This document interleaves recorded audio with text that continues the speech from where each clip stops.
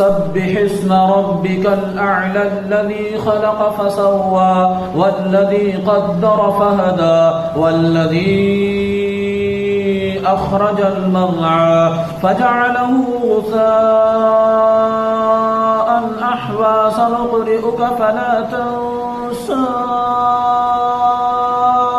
إلا ما شاء الله إنه يعلم الجهر وما يخفى ونيسرك لليسرى فذكر إن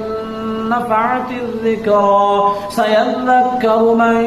يخشى ويتجنبها الأشقى الذي يصلى النار الكبرى ثم لا يموت فيها ولا يحيا قد أفلح من